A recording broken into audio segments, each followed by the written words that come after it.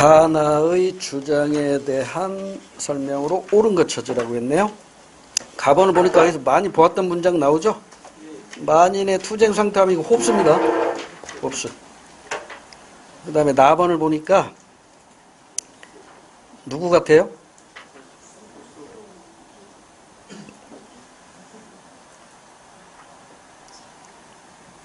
누수가 되려면 일반 의지라는 말이 나와야 돼요. 그 다음에 사유재산 제도 때문에 사회가 혼란하다는 말이 나와야 되고요. 직접 민주제를 이상적으로 보고 있다. 이런 얘기가 나와야 누수인데, 나번을 보니까 자연 상태는 권리 보장이 확실치 않다고 했네요. 그러니까 불완전한 평화가 있다는 얘기죠. 그러니까 로크죠. 누수는 자연 상태를 어떻게 봤어요? 개인의 자유와 권리가 확실히 보장되는 상태라고 봤잖아요. 그러니까 나번은 로크일 수밖에 없고요. 그럼 이제 홉스와 로크에 대한 설명으로 옳은 걸 찾으래요. 1번. 홉스는 저항권 행사를 적극적으로 옹호한다. 땡. 저항권 행사를 옹호하는 사람은 로크입니다. 2번에 로크는 주권자의 권력 행사가 사회 계약에 구속되지 않는다고 본다. 루소는 로크죠. 로크는 주권이 누구에게 있다고 봤죠? 국민에게 있다고 봤죠. 그러면 주권자의 권력 행사가 사회 계약에 구속되지 않는다고 본다. 땡이죠. 사회 계약의 대상이 누구예요? 자, 우리 임용시험에서 이 정도는 분명히 나오는데, 사회 계약의 당사자가 홉스는 누구로 봐요? 인민들과. 로크는 누구로 봐요? 군주와 인민들. 누소는 인민들가 아니라고요. 그러니까 유일하게 로크만 군주가 들어간다고요. 계약 당사자에. 그리고 인민들이라는 거 봐요. 이게 결국은 국민이잖아요. 그러니까 군주도 사회계약에 얽매이고 인민들, 국민도 사회계약에 얽매이는 거예요. 자, 그럼 이쪽으로 오세요. 홉스의 사회계약은 인민들은 사회계약에 얽매여 안 매요? 얽매이지 않아요. 군주가 일방적으로 하기 때문에 이 인민들은 사회계약을 절대 복종해야 된단 말이에요. 절대 복종. 그러면 지금 이 문제에서 주권자의 권력 행사가, 이게 나는 지금 로크니까 인민들은 사회계약에 구속되지 않는다고 본다가 아니라 사회계약에 구속된다. 이렇게 해봐줘요. 2번도 틀렸고. 3번. 가는 왕권 신수설. 홉스는 왕권 신수설. 아니잖아. 홉스는 절대 군주를 옹호하는 군주주권을 주장하는데, 그 군주주권의 사상적 기초가 왕권 신수설이 아니라 민수설이라고 얘기했잖아요. 왕권 신수설이 아니라 왕권 민수설을 기초로 하기 때문에 홉스는 군주에게 뺨맞는다고 그랬잖아요. 그 다음에 나는 국민주권설과 관련이 깊다. 이건 맞아요. 로크나 누소는 국민주권론을 옹호했으니까요. 그 3번은 왕권 신수설 이것 때문에 틀렸고요. 4번. 인간의 본성에 대해 홉스는 성악설이고요. 로크는 백지설을 주장합니다. 백지로는 성무, 성악설로 이해하시면 돼요. 누소는 성선설이죠. 그 성선설의 근거가 일반 의지는 선을 향하기 때문이다. 이렇게 시험 문제 나온 적이 있었죠. 7번 문제. 다음 사례에 대한 법적 판단으로 옳은 걸 찾으래요. 갑시 운영하는 음식점에서 일하고 있는 을은 뜨거운 음식이든 냄비를 옮기다가 실수로 놓치는 바람에 옆에 있던 임산부 병에게 화상을 입히고 말았다. 이 충격으로 태아는 상당한 장애를 갖고 태어났네요. 그럼 이 태아에게도 손해배상 청구권이 라는 권리를 인정하죠. 태아는 원래 권리 능력이 없잖아요. 근데 예외적으로 상속과 이런 불법 행위에 대한 손해배상 청구의 경우에는 태아에게 권리 능력을 인정한다. 이렇게 공부했어요. 자, 값은 사장님이고 을은 종업원이죠. 그러니까 사용자 책임 문제가 또 성립이 되네요. 특수 불법 행위 중에 사용자 책임도 연결이 되네요. 자, 그러면 1번 값은 병에 대해 병이 임산부 병이네요. 사용자 책임을 말이 안 되는 얘기지. 병이 갑에게 사용자 배상 책임을 물을 수 있다. 이렇게 바꿔야 말이 되는 거죠. 1번 틀렸고 태아는 권리 능력이 없으므로 을에게 책임을 물을 수 없다. 땡.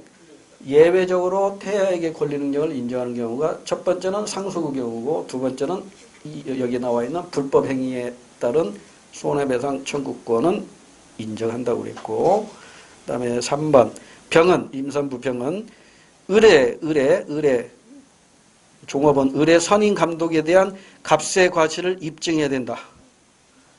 이거 입증 누가 해야 돼요? 이게 좀 난이도가 높아지죠. 불법 행위는 일반 불법 행위가 있고 특수 불법 행위가 있죠. 일반 불법 행위는 과실 책임주의고 특수 불법 행위는 원칙이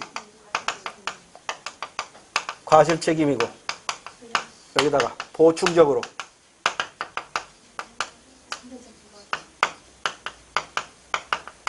상대적 부과실 책임주의를 보충적으로 인정하고 있는데 이건 오는 아이 달래기 위한 조항이라고 공부했었죠? 그러면 이제 여기서 문제가 되는 건 뭐냐면 이 과실에 대한 입증 책임이 누가 있느냐 이거지. 이 과실에 대한 입증 책임이 누구에게 있고 여기서는 이제 무과실이네요. 무과실에 대한 입증 책임은 누구에게 있느냐. 요걸 묻는 거라고. 근데 시험 문제는 이건 잘 안 내요. 이건 잘 안 내고 요 정도 얘하고 얘 가지고 출제해야 되는데 이쪽에서 출제될 가능성이 높아요. 왜? 그래서 좀 난이도가 높아지거든요. 자, 일반 불법 행위는 가위가 소린책 이 6가지를 모두 충족시키면 손해배상 청구권이라는 새로운 채권이 발생한다고 공부했잖아요. 그러면 고의 과실 입증 책임은 누가 지하는 거예요? 누가 지느냐? 가해자가 져요? 피해자가 져요? 피해자입니다. 피해자니까 소송으로 들어가면 원고 쪽이에요? 피고 쪽이에요? 원고 측에서 입증 책임을 지는 거야. 여기도 마찬가지야. 피해자.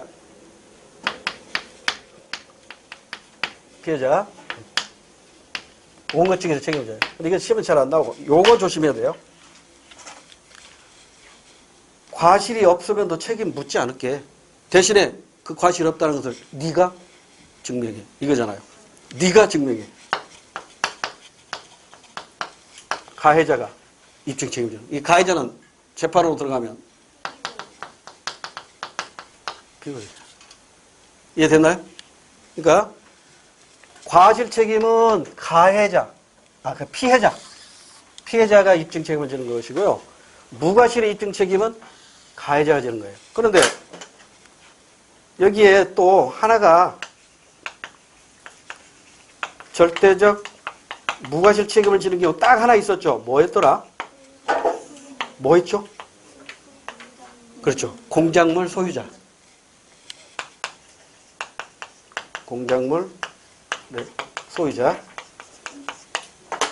그럼 이때 이 절대식 무과실 책임, 이 무과실의 입증 책임은 누구에게 있느냐 이거지. 누구에게 있어요? 입증할 필요 없어. 무조건 네가 책임져야 돼. 그런데 입증 책임 문제 발생하지 않아요? 여기서는 입증 책임 문제가 발생하지 않는다고. 이거 아직 시험 문제 안 나왔죠, 우리 시험에서. 수능에서는 이게 나왔다고. 요거하고 요거 나왔던 것이니까 우리 시험에서도 충분히 여기서 출제할 수 있어요.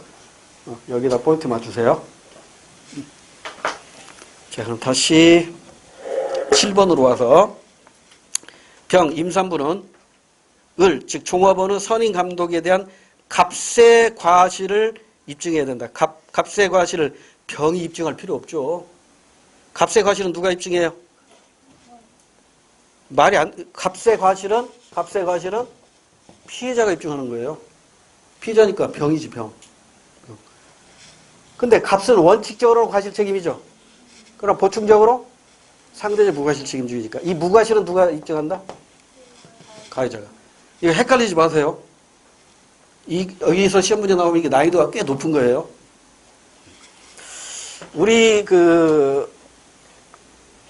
시험에서 상대적 무과실 책임은 딱 4개밖에 없다니까요. 아, 5개인가? 책임, 무능력자의 감독자 책임. 이 감독자가 자기가 입증해야 돼요. 감독자가 내 잘못 없다는 거 무과실을 입증해야 된다고. 그 다음에 사용자 책임. 자, 이 사용자, 이거 가해자 쪽이잖아. 사용자가 무과실 입증해야 돼요.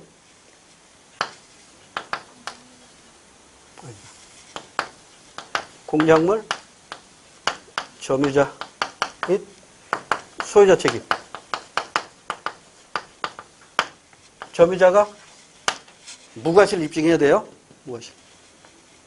그 다음에 동물, 점유자. 점유자가 무과실을 입증해야 돼요. 이게 다 가해자 쪽이에요. 가해자 쪽. 공동, 불법, 행위. 공동, 불법 행위를 한 사람이 무과실을 입증해야 돼요. 그래서 상대적 무과실 책임의 입증 책임자는 감독자, 사용자, 점유자, 불법 행위자, 공동 불법 행위자 이렇게 5명이에요. 유일하게 이 소유자는 절대적 무과실 책임입니다. 그럼 이 절대적 무과실을 입증은 누가 한다? 무과실 입증할 필요가 없어. 무조건 네가 책임지는 거야. 이 정도까지는 난이도가 높은 문제로 충분히 출제될 수 있습니다. 그럼 7번에 4번으로 갑니다. 값이 병에 대해 지는 책임은 특수불법행위 책임으로 분류된다. 맞죠? 그러면 의리병에 대한 책임은 일반 불법행위겠지. 의리병에 대해서 책임지는 건 일반 불법행위고 같이 책임지는 건 사용자 책임이니까 특수불법행위 책임이겠죠. 8번 문제. 빈칸에 들어갈 용어를 바르게 짝지은 것. 이것도 많이 봤던 거죠. 값은 회사에서 해고를 당하자 땡땡 지방노동위원회에 구제 신청을 냈다. 땡땡 지방노동위원회는 회사의 해고가 부당해고에 해당한다며 값을 복직시키라는 구제 명령을 내렸다. 회사는 기업에 재심 청구 신청을 냈으나 지방노동위원회의 상급기관인 중앙노동위원회에 재심 청구했겠죠. 기각당했고 그러자 이제 이 중앙노동위원회 위원장을 상대로 행정소송을 제기하면 3심제로 이루어지겠죠. 근데 1, 2, 3심에서 모두 패했으니까 복직시켜야겠죠. 그리고 해고 기간 동안에 월급도 다 주어야 합니다. 그래서 정답은 2번이네요. 이게 지금 부당해고니까 이렇게 되는 것이고 부당노동행위라면 또 얘기가 달라지죠. 이를테면 노동 3권을 침해하는 부당노동행위라면 그건 부당행위가 아니라 부당해고가 아니라 부당노동행위가 되는 거예요. 그러니까 노동조합에 가입했다는 이유로 해고시켰다. 이건 부당해고가 아니에요. 노동 3권을 침해한 것이기 때문에 이건 부당노동행위라고. 그래서 이 부당노동행위는 그 해고 근로자뿐만 아니라 노동조합도 구제 신청할 수 있어요. 그 다음에 부당 노동행위에 대해서는 민사소송이 없습니다. 행정소송만 있어요. 그런데 부당 해고는 민사소송도 병행할 수 있어요. 민사상 해고 무효 확인 소송을 제기할 수 있습니다. 이렇게 비교 형식으로 알아두시고요. 이걸 규정한 법이 무슨 법이라고 그랬죠?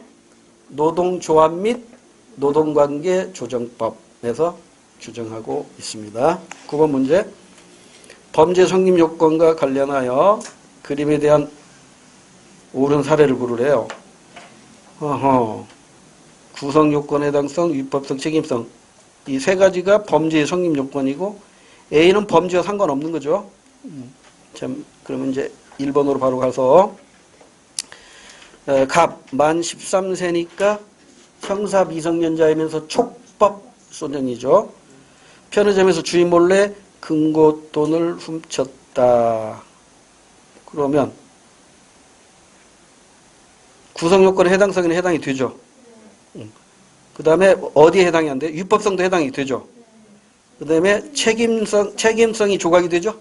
만 14세니까. 그러니까 이건 A라고 하지 않고 뭐라고 해야 돼? C라고 해야 되나? C까지만 연결이 됩니다. 1번 틀렸고 2번 만 25세네 달려오는 차를 피하려다 옆 사람을 넘어뜨려 전치 6주의 상해를 입혔습니다.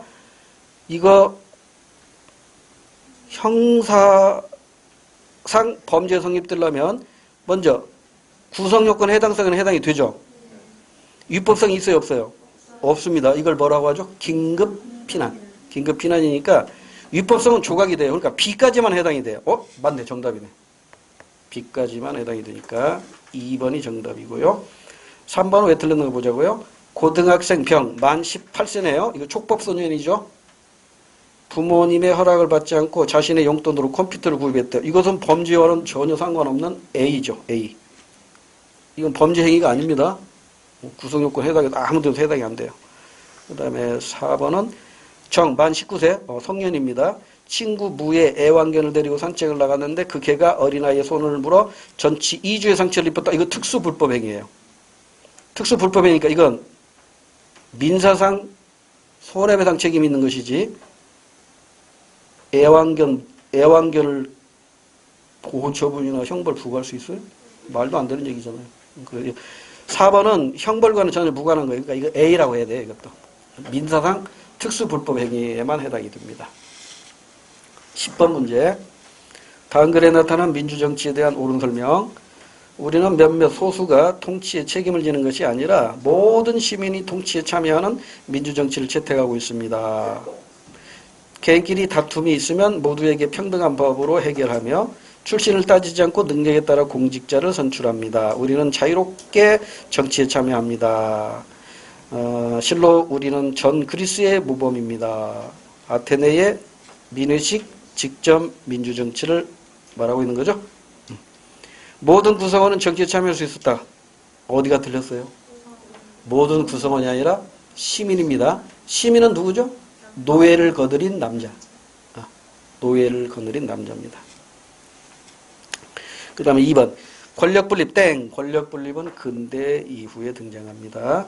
다스림을 받는 자, 피치자, 다스리는 자, 치자가 동일하죠? 왜 그래요? 돌아가면서 집에 치자가 되기 때문에 그렇습니다. 3번이 정답이에요.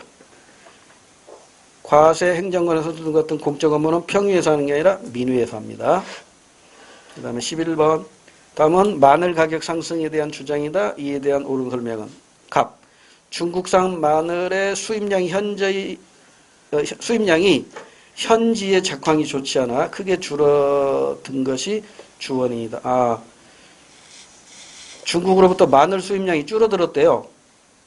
그러니까 우리나라식으로 표현하면 마늘의 공급이 줄어든 거죠. 공급이 줄어드니까 당연히 마늘가 오르겠죠. 최근 마늘이 암 예방 등의 효과가 있다는 뉴스로 마늘 소비가 늘렸기 때문이다. 이건 수요가 증가한 거죠. 그러니까 공급이 감소해서 마늘값 오른 거야. 이게 값의 주장이고, 아니야 마늘을 찾는 사람 수요가 늘어서 마늘값 오른 거야. 이게 을의 주장입니다. 옳은 걸 찾아야 돼요. 값은 마늘의 수요가 가격에 지금 값은 수요가 아니라 공급입니다. 여기서 지금 탄력성 문제는 거론할 의미가 없어요. 마늘이니까 농산물이죠. 이건 비탄력적인 재화로 이해하셔야 됩니다. 탄력적 이건 말이 안 되고 또 수요 여기도 말이 안 되고 1번 두 군데가 틀렸고요. 2번 값의 말대로라면 마늘의 수요 곡선이 아니라 공급 곡선이 왼쪽으로 가는 거겠죠. 2번도 틀렸고 을은 마늘 가격 상승으로 공급 측면 아니지. 을은 수요 측면이죠. 수요가 늘어나서 마늘 가격이 올랐다고 보는 거니까요. 4번 한 사람의 주장만이 옳다면 마늘의 거래량의 조사를 통해 확인할 수 있다. 이게 무슨 말이에요? 한 사람의 주장이 옳대요. 한 사람은 공급이 감소해서 이때는 거래량이 감소한 거겠지. 또 한 사람은 수요가 증가해서 이때는 거래량이 증가한 거겠지. 그러니까 한 사람만 맞다면 거래가 증가했는지 감소했는지만 알면 알 수 있겠잖아. 알 수 있잖아요. 그래서 4번이 맞는 것으로 정답입니다. 12번 그림은 A국과 B국의 경제 변화를 나타낸 건데요. 옳은 걸 찾으래요. 먼저 A국만 놓고 봅시다. A국이니까 점선을 먼저 보세요. 경제 성장률이 양의 값이에요, 음의 값이에요? 양의 값인데 그 양의 값이 줄어들고 있는 거죠. 그러니까 경제는 성장하고 있는데 그 성장하는 속도가 점점 줄어들고 있으니까 경기가 좀 안 좋아지는 쪽으로 가고 있다는 얘기고, 그런데 A국의 물가 상승률은 플러스네요. 그러죠? 그러니까 경제는 성장하긴 해요. 근데 성장 속도가 좀 줄어드는데 물가는 빠른 속도로 오르고 있어요. 근데 B국을 보세요. 경제 성장률 역시 양의 값인데 성장 속도가 굉장히 빨라지고 있죠. 그런데 물가가 올라야 되는데 오히려 물가는 내리고 있죠. 기이한 현상이 일어난 거예요. 괴물이 나타난 거죠. 자, 그러면 1번으로 와서 옳은 거 찾아야 됩니다. A국의 경제 규모는 축소됐나요? 왜 아니냐면 경제 성장률이 모두 양의 값이란 말이에요. 이거 조심하세요. 기울기가 마이너스니까 이거 경제 규모가 줄어들어서 딱 큰일 납니다. 그게 4%에서 2%로 4cm 컸던 것이 이제 2cm 큰 것이니까 크긴 큰 거잖아요. 경제 규모는 확대되었다. 이렇게 해야 맞아요. 그 다음에 2번. A국은 경기 대책의 수단을 선택하기가 매우 어려워졌다. 왜 어려워졌나요? 경제 성장은 자꾸 낮아지는데 물가도 같이 내려가야 되는데 물가는 오르고 있잖아. 그러니까 성장 정책을 펴자니 물가가 오르고 있고, 물가를 잡자니 이게 경제가 침체에 빠질 우려가 있고, 그러니까 이게 애매모호한 거라고. 이게 이제 심화되면 어떻게 돼요? 경제 성장률이 이제 쭉 가다가 마이너스 쪽으로 가고, 물가는 계속 오르고, 그럼 이게 스태그플레이션이 돼버린다고. 그럼 스태그플레이션은요, 정부가 개입할 수가 없어요. 개입해봤자 두 마리 토끼 다 놓쳐버리는 거라고 그랬잖아요. 그래서 어떻게 해야 돼요? 시장에다 맡기는 거예요. 그게 신자유주의다. 이렇게 공부한 바가 있죠. 그래서 2번이 정답이에요. 자, 나머지 왜 틀렸는가 확인합시다. 2005년 B국의 실질 GDP는 전년도보다 감소했다. 2005년에 B국이네요. 그러니까 2005년에 B국의 실질 GDP는 전년도보다 감소한 게 아니라 증가한 거죠. 왜냐하면 2005년도 B국의 경제 성장률이 2%잖아요. 그러니까 전년도보다 2% 증가한 거라고요. 감소했다가 아니라 증가했다라고 해야 되고요. 4번. 이런 추세가 지속되면 B국은 스태그플레이션, B국이 아니라 A국이죠. A국이 경기는 안 좋아지면서 물가는 오르는 스태그플레이션에 직면하게 되죠. 13번 문제는 제가 이론 시간에 말씀드렸던 건데, 이거 우리 시험에서 계산 문제로 나올 가능성은 그리 높지는 않아요. 그런데 높지는 않지만 안 나온다는 보장도 없어요. 그래서 한 번은 여러분이 맛봐야 할 것 같아서 수능 문제 중에서 가장 쉬운 것 하나 제가 골라가지고 왔습니다. 그러니까 이 정도면 충분히 1분 안에 1분 내지 1분 30초 안에 풀 수 있어요.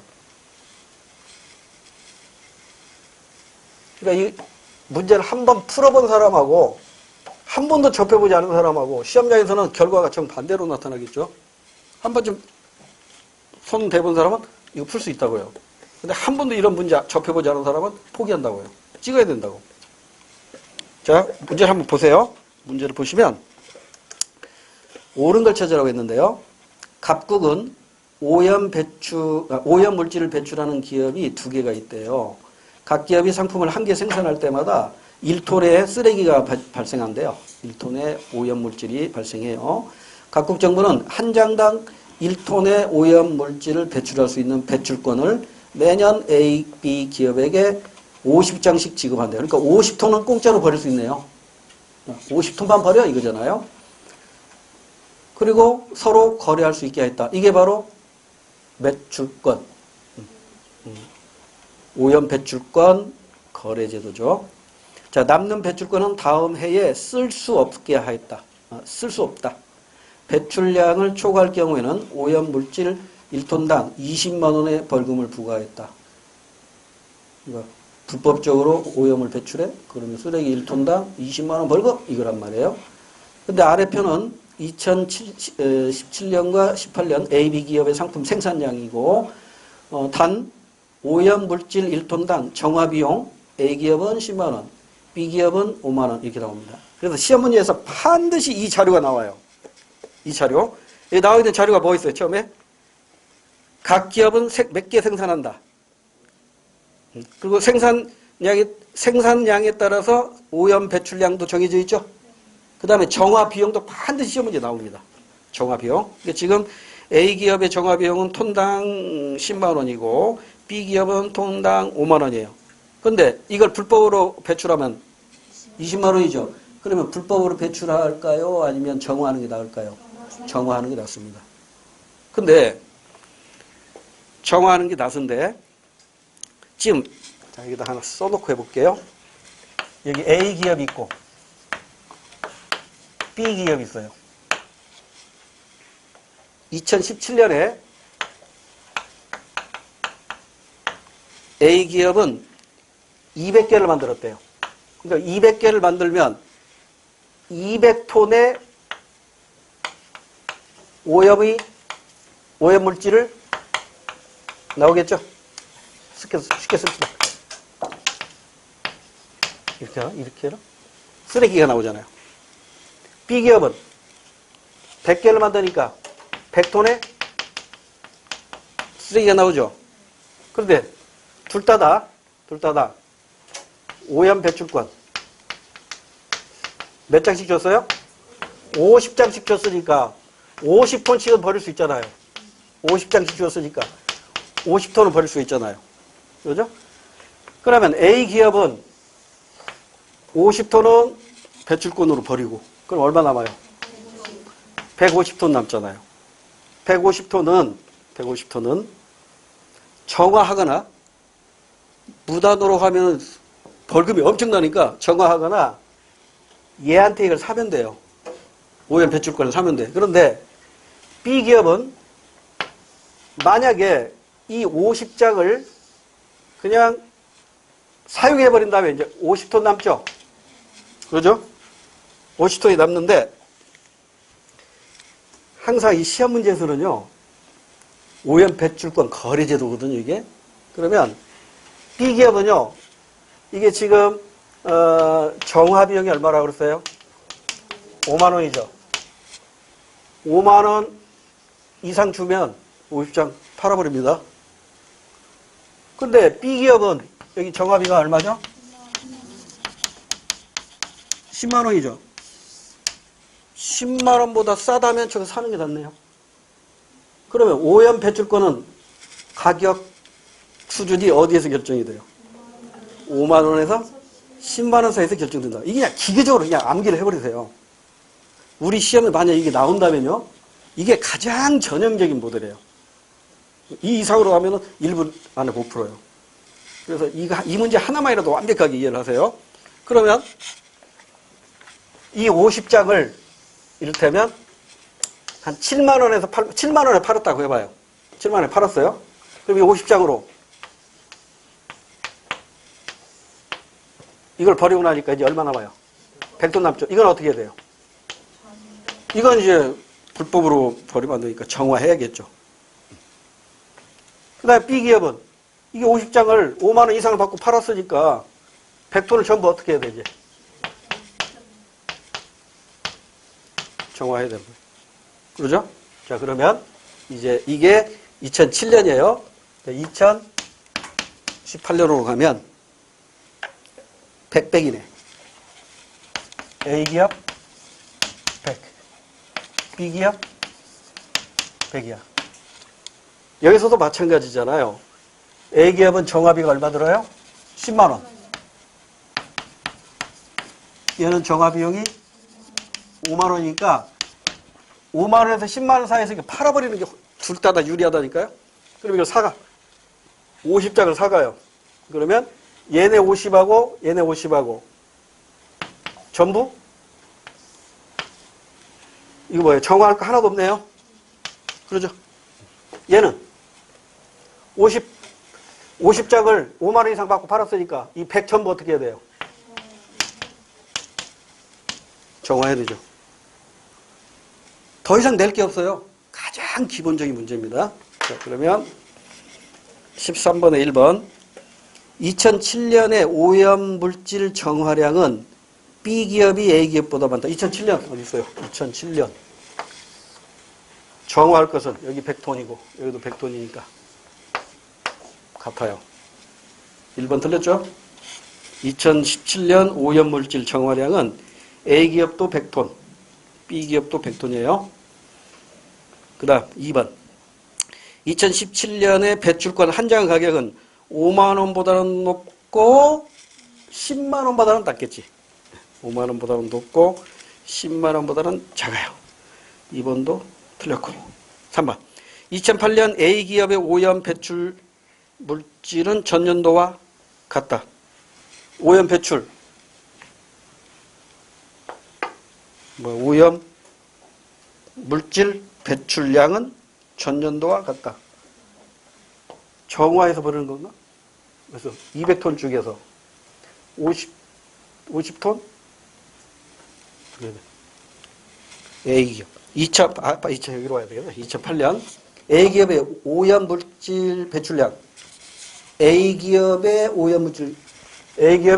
오염물질 배출량 100이죠? 정화할 거 하나도 없잖아요. 여기는 어때요? 100톤 정화하니까 200톤 중에 100톤 정화하고 100톤은 배출하는 거잖아요. 그럼 전년도가 같다. 맞네. 3번이 맞네요. 다시 2008년도 A기업의 오염물질 배출량은 여기서 오염물질 배출량이라는 것은 요거잖아요. 요거. 배출권에 따라서 오염 배출하는 거잖아요. 배출권은 2017년에도 100장 사용하고 2018년에도 오염 배출권 100장 사용하잖아요. A기업은. 그러니까 똑같잖아요. 이해가 안 됐어요? 자, 다시. 여기서 오염 물질 배출량이라는 거 뭐냐면 오염 배출권이 있으니까 그냥 쓰레기 버리는 거야. 정화하지 않고.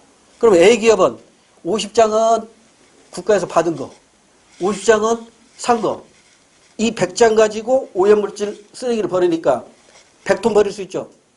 2018년에도 똑같잖아. 50장은 내가 받은 거, 50장은 산 거.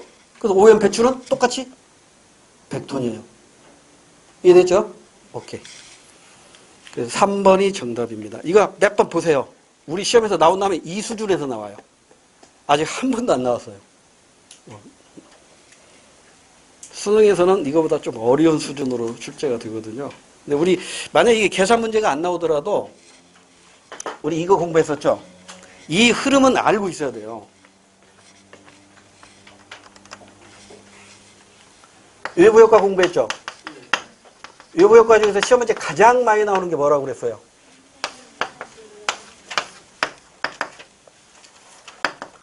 사적 비용, 사회적 비용. 기억나요? 2에서 뭐가 결정돼요? 시장 생산량.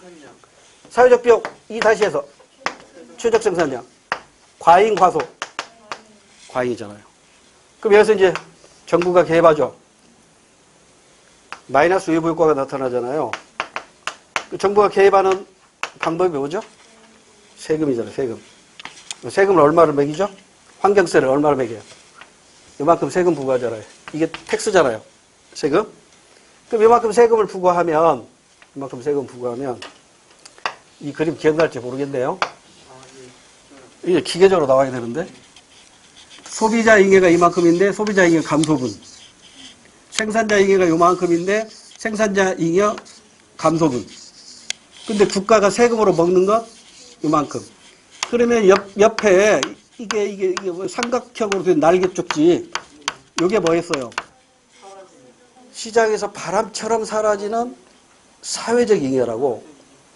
그래서 이 사회적 이익이 줄어드니까 사회적인 수색이 줄어드니까 이걸 보완하기 위해서 뭐가 등장했다? 오염 배출권 제도가 등장했고, 지금 우리나라에서 도입됐다니까요, 일부. 이걸 뭐라고 한다고 그랬어? 코어지의 정리. 이렇게, 이걸 가지고도 어느 지방 임직에서 시험이 나왔잖아요. 근데 이제 이걸 계산 문제로 하면 어떻게 나온다? 이게 기본이란 말이에요. 계산 문제로. 이건 실제 수능 기출 문제입니다. 가장 쉬운 거 제가 하나 골라왔다고요. 집에서 다시 한번 확인해 보세요. 그 다음에 13번으로 다시 와서 4번. 2018년 B 기업의 배출권 판매 수입은 전년도보다 작다가 아니라 똑같겠지. 오염 배출권 50장 다 팔아버렸으니까. 가격은 5만 원에서 10만 원 사이에서 다 팔았겠죠. 13번 문제도 아직 공무원 임용시험에서는 안 나왔지만 충분히 이 정도는 나올 수 있으니까 한 번쯤은 맛봐야 될 것 같아서 소개해드렸고요. 14번. 얘도 빠진 게 있네. 다음 표에 나타난 A, B 시장의 특징에 대하여 옳게 설명한 것은, 제가 열심히 오드 친다고 쳤는데 가끔 빠지는 게 있네요. 자, 문제 푸는 데는 별로 지장이 없으니까. 자, 시장의 특징을 묻는 문제 같아요. 진입장벽이 높습니까? 자, 이걸 가지고 우리가 뭘 판단하죠? 경쟁시장이냐, 비경쟁시장이냐. 그래서 A시장은 아니요. 그러니까 이건 경쟁시장이죠. 근데 경쟁시장에는 두 가지가 있죠. 완전 경쟁시장과 독점적 경쟁시장이 있고, B시장은 예 했으니까 진입장벽이 높죠. 비경쟁시장이니까 비경쟁시장에는 두 가지가 있어요. 독점시장 아니면 과점시장이겠죠. 그 다음에 개별 기업이, 즉 생산자가 시장 지배력을 가질 수 있습니까? 아니요 하면은 A시장은 완전 경쟁시장이네요. 완전 경쟁시장을 제외한 나머지 불안정 경쟁시장은 전부 생산자가 프라이스 메이커라고 그랬죠. 가격 설정자. 그래서 B시장은 이제 지배를 할 수, 예 했으니까 독점적 경쟁시장, 독점 경쟁시장 아니고 독점시장 아니면 과점시장 둘 중에 하나겠네. 독점 아니면 과점. 그 다음 하나의 상품에 대하여 하나의 가격만 존재합니까? 일가의 법칙이 적용되면 완전 경쟁시장 아니면 불안정 경쟁시장. 그러니까 일단 A시장은 분석 끝났어요. 완전 경쟁시장입니다. B시장이 독점이냐 과점이냐를 판단했는데, 제일 마지막 시장 참여 기업은 다른 기업의 의사결정에 민감하게 반응하는가? 다른 기업의 의사결정에 민감하게 반응하는 것은 과점시장입니다. 과점. 독점은 혼자 공급하니까 민감하게 반응할 필요가 없잖아요. 과점은 이게 공급자가 몇 안 된단 말이에요. 화장품 회사, 아이스크림 회사, 자동차 회사. 상대방 회사에서 어떤 판매 전략이 나오느냐, 어떤 제품을 만들어내느냐에 따라서 민감하게 반응합니다. 이게 바로 과점시장으로 볼 수 있으니까 A시장은 완전 경쟁시장, B시장은 과점시장입니다. 1번. A시장, 완전 경쟁시장에 참여하는 수요자 수는 B시장에 참여하는 수요자 수보다 셀 수 없을 정도로 많아요. 그 다음에 2번. 기업 간의 담합하면 바로 과점시장이 떠올라야 돼요. 담합 가능성이 나타날 가능성은 A시장보다는 B시장에서 더 높게 나타난다. 정답. 그 다음에 3번. A시장과 B시장에 참여하는 기업은 시장 가격 결정에 영향력을 행사하지 못한다. 땡. 시장 가격 결정에 영향력을 행사하지 못하는 건 완전 경쟁시장입니다. 그래서 완전 경쟁시장에서는 수요자도 가격 수능자가 되는 거고 생산자도 가격 수능자가 되는 거예요. 그런데 완전 경쟁시장을 제외한 나머지 모든 시장은 생산자가 가격 설정자, 가격 결정자가 됩니다. 됐고요. 그 다음에 4번에 수요자가 거래되는 상품에 대해 완전한 정보를 가지고 있을 가능성은 당연히 A시장이겠지. 완전 경쟁시장이 정보가 완벽하고요. 불안전 경쟁시장은 전부 정보 비대칭이 나타납니다. 정보가 불완전해요. 됐지요? 15번으로 갑니다. 다음에 들어갈 숫자를 옳게 나타낸 것. 값의 석유에 대한 수요의 가격 탄력성은 0.1이에요. 10분의 2, 5분의 1이네. 말을 바꾸면 가격이 100만큼 변할 때 수요량은 20만큼 변한다 이런 얘기잖아요. 0.2. 석유 가격이 2,000원에서 3,000원으로 인상될 경우 그러면 가격 변동률이 얼마예요? 150%죠. 2,000원에서 3,000원이니까 1,000원 올랐잖아요.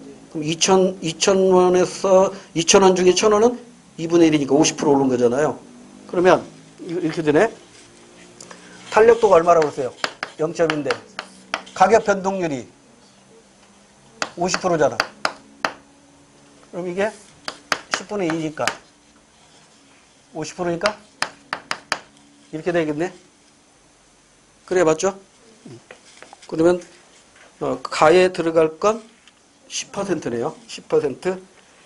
가격이 올랐으니까 수요량은 감소해야겠죠. 10%. 10이니까 3번 아니면 4번이 정답이겠네요. 오른쪽에 있는 3번 아니면 4번이 정답. 그 다음 두 번째. 이 두 번째가 아주 중요한 문제입니다. 소득이 일정한 을은 자신이 벌어들이는 소득의 20%는 항상 의류 구입비로 지출한대요. 뭐가 일정해요? 소비 지출액이 일정하죠. 말을 바꾸면 기업의 판매 수입이 일정하죠. 판매 수입 일정할 때 탄력도는 얼마였어요? 1이었잖아. 이거 굉장히 중요한 문제입니다. 이런 유형의 문제가 최근에 많이 나오고 있다니까요. 탄력도 1, 그 다음에 완전 비탄력 0, 이거 가지고 문제를 많이 만들어내고 있단 말이에요. 자, 그러면 이제 탄력도가 1이라는 거 알았으니까 가격이 10% 하락하면 구입량은 10% 증가하겠지. 탄력도 1이니까 같이 움직여야 되잖아요. 둘 다 10이야. 10. 그러니까 이거 공부를 열심히 하신 분은 이거 1분 안에 풀어요. 한 30초 안에 풀고 바로 다음 문제로 갑니다. 근데 좀 공부가 부족하면 이거 그냥 머리 굴려야 돼. 머리 막 굴리는 순간 째깍째깍 간다니까 시간은. 항상 강조하지만 숙달이 고득점의 지름길입니다. 숙달. 한 것 또 하고 한 것 또 하고.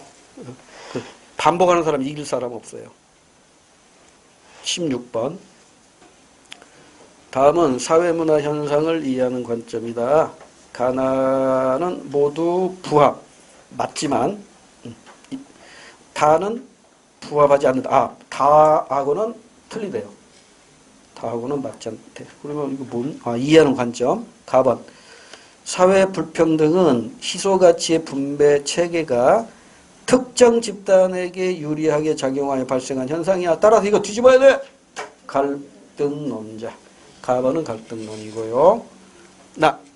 사회를 구성하는 요소들이 불완전하게 작동하거나 개인이 자신의 역할을 제대로 수행하지 못할 때, 자신의 역할, 기능을 제대로 수행하지 못할 때 사회문제가 발생한대요. 기능론자죠. 역할, 기능, 역할 나오면 기능론이 떠올라야 돼요. 의사는 의사 역할을 해야 돼요. 선생은 선생 역할을 해야 돼요. 근데 그 역할을 못하기 때문에 사회문제가 발생한다는 거잖아요. 이게 바로 사회 유기처설의 바탕을 두고 있는 기능론입니다. 그 다음에 4번은 그럼 답번은 딱 느껴지죠? 가나가 거시적 관점의 갈등론과 기능론이니까 답번은 미시적 관점의 상호작용론이겠죠. 사회 문제는 다수의 사람들이 특정한 행동이나 현상을 인식하고 규정함으로써 누가? 그 사회 구성원이 규정함으로써 사회적 의미를 갖게 된다. 이게 바로 상징적 상호작용론이죠. 그러면 가나에는 맞는데 다는 틀리는 것이 뭐야? 거시적 관점과 미시적 관점 그 차이잖아요. 1번 사회 문제는 개인 외부의 구조적 요인에 의해 규정된다. 이건 가하고 나는 부합되잖아요. 그러나 다하고는 부합이 안 되잖아요. 싱겁게 정답 1번입니다. 나머지는 스스로 한번 분석해 보시고요. 넘어가서 17번 문제. 갑을 병에 대한 옳은 분석 찾으라고 했네요. 갑을 그 병자 한글로 된 병자 지워버리세요. 그래야 한자로 갑을 병이 살고 있는 사회에서 계층은 상중하로 구분된대요. 그러니까 갑을병 이 세 사람이 누구든지 상중하 중에 하나 들어가겠죠. 값은 부모의 계층을 세습하였으나 사업이 실패하는 바람에 하강이동했대요. 오라? 그럼 값은 하강이동했으니까 부모의 계층을 세습했으면 상 아니면 중이겠네. 부모가 상이었다가 중으로 하락할 수 있고 부모가 중이었다가 하로 하락할 수 있으니까 자 다시 값은 여기도 오타가 나왔네요. 같은 부모가 아니라 값은 상 아니면 중 둘 중에 하나고요. 그 다음 을은 부모보다 높은 계층으로 사회시장을 했는데 사업이 번창하여 상승이동했대요. 뭐라? 부모보다 높은 계층이라고 했으니까 을은 분명히 하는 아니야. 중이거나 상인데 상승이동했다면은 상이면은 상승이동이 안 되잖아요. 따라서 을은 중이라는 걸 알 수가 있어요. 그러니까 값을 상 아니면 중 써놓고 합시다. 잊어버리니까.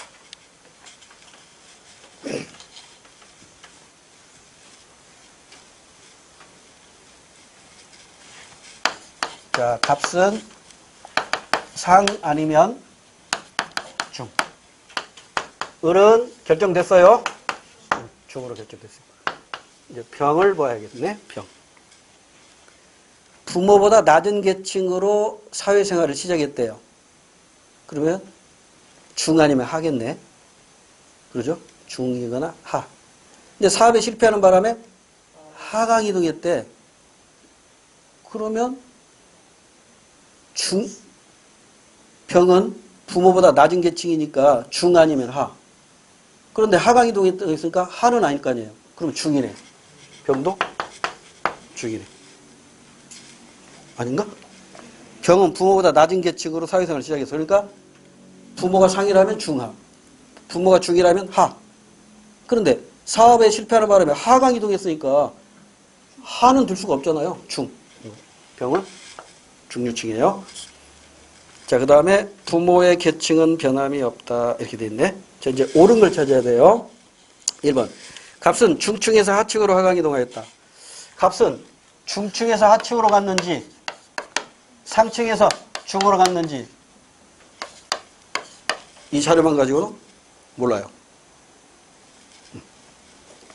값은 중에서 하로 하강이동했는지 상에서 중으로 하강이동했는지 알 수 없어요.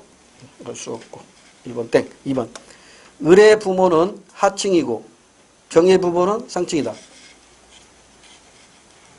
을이 지금 중이죠.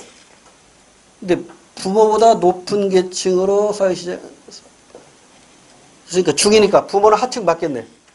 을의 부모는 맞죠? 거기서 나왔잖아. 을은 부모보다 높은 계층으로 사회생활을 시작했는데 을이 지금 중이잖아요. 그러니까 아버지는 하겠지. 그 다음에 병으로 갈게요. 병은 지금 중산층이죠. 그런데 부모보다 낮은 계층이라고 했잖아요. 그럼 부모는 상이겠네. 부모는 상이겠죠. 그럼 2번이 맞네. 이런 유형으로도 문제가 나오고 있습니다. 꼭 계산 문제가 아니더라도 추론 문제라 그래요. 추론. 그 다음에 3번. 세대 내 이동을 통하여 을과 병은 모두 중층이 되었다. 세대 간 이동으로 봐야죠. 부모 세대와 자녀 세대 간의 이동이니까 세대 내 이동이 아니라 세대 간 이동으로 봐야 됩니다. 그 다음에 4번. 갑과 을은 병과 달리 세대 간 이동을 하였다. 아니죠. 모두 다 세대 간 이동한 거잖아요. 따라서 4번도 땡. 18번으로 갈게요. 18번이 그 해답이 틀렸더라고요. 해답이 오타가 나왔는가? 이 해답이 틀렸더라고요. 확인해 보니까. 자, 일단 봅시다. 다음 진술에 대한 옳은 설명은 학생 인권 조례를 제정한 것은 바람직하다, 바람직하지 않다. 이렇게 얘기한 거죠. 그러니까 바람직하다, 바람직하지 않다. 이것은 가치 판단의 문제죠. 근데 학생 인권 조례를 제정한 것은 팩트죠. 이건 사실이잖아요. 그래서 1번 가에는 사실에 대한 주관적 의견이 나타나 있다. 이게 정답이에요. 근데 해답으로 2번으로 되어 있더라고요. 해답 고치세요. 1번이 정답입니다. 그럼 나머지는 왜 틀렸는가 보자고요. 나를 보세요. 학생 인권 조례를 제정에 찬성한다는 응답률이 50%를 넘었다. 이건 팩트죠. 이건 사실이잖아요. 그러니까 가치 개입이 없습니다. 가치 개입이 없다. 근데 여기 개입된 진술이다 했으니까 틀렸죠. 오히려 가번이라고 하면 맞겠죠. 그 다음에 3번 다에는 다가 뭐냐면 학생 인권 조례를 제정을 둘러싸고 교육단체들이 대립하고 있다. 이것도 팩트잖아요. 그러죠? 그래서 다에는 사실 문제를 둘러싼 지금 봐요. 제정했어요, 안 했어요? 아직 안 했죠? 제정할 것이냐 안 할 것이냐잖아요. 그러니까 이것은 사실 문제를 둘러싼 갈등이라고 보기는 어려워요. 제정했다면 이건 사실 문제겠죠. 아직 지금 제정이 안 된 상태라고. 그렇기 때문에 이건 제정을 둘러싸고니까 이건 팩트라고 보기는 어렵다. 제정한 건 아니다. 그래서 3번도 틀렸고 4번 가나 모두 경험적 증거를 통해 참과 거짓을 판단할 수 있다. 땡. 가치 문제는 경험적으로 판단이 안 돼요. 사실 문제만 경험적으로 판단할 수 있는 겁니다. 그래서 1번을 정답으로 하시면 되고요. 19번 평범한 문제입니다. 다음 A사회의 아버지들과 자녀들의 계층 구성비에 대한 진술로 옳은 것. 단 A사회의 모든 아버지는 한 명의 자녀만을 두었으며 2010년 현재 자녀는 모두 생존해 있다. 그러니까 이 퍼센트가 곧 그 숫자하고 똑같은 비율이다. 이렇게 이해하시면 돼요. 자, 그럼 아버지부터 해보세요. 아버지 상, 중, 하. 어떻게 돼요? 상 15, 중 55, 하 30. 이건 뭐예요? 다이아몬드네요. 다이아몬드형이라고도 하고 이걸 사회학자들은 이렇게 표현하기보다는 부분 평등형이라는 말을 많이 씁니다. 같은 말이에요. 다이아몬드형, 부분 평등형. 그 다음에 나를 보세요. 이건 부모고. 그 다음에 나 자녀. 상이 21. 중이 9. 어라? 하가 70. 야, 이거 취약이네요. 중산층이 무너져 버린 거잖아요. 이게 정보 시대에 비관론자들이 주장하는 이거 뭐예요? 모래시계요. 이렇게 들으시죠. 그러니까 자녀 세대로 와가지고 양극화가 더 심화됐어요. 그러면 1번 이거 사회 A 사회의 계층 구조는 다이아몬드형에서 피라미드형이 아니라 모래시계형으로 바뀌었어요. 다이아몬드형에서 모래시계형. 가보다 나에서 계층 양극화 정도가 약하다가 아니라 심화된 거죠. 양극화는 중산층만 가지고 판단하면 됩니다. 나의 하층 구성원은 가의 하층 구성원은 2배이다. 비율이 2배 이상 되는 거 보세요. 여기 30인데 70이니까 2배 이상이네요. 2배 이상. 3번이 정답이고요. 세대 간 상승 이동한 사람, 하강 이동한 사람 보다 많다. 이거 구분 안 됩니다. 상승 이동 이걸로 알 수 없어요. 하강 이동도 알 수 없고 계층 세습도 알 수 없어요. 상승 이동, 하강 이동, 계층 세습을 하려면 반드시 부모 계층과 자녀 계층의 상중하 이걸 알아야 돼요.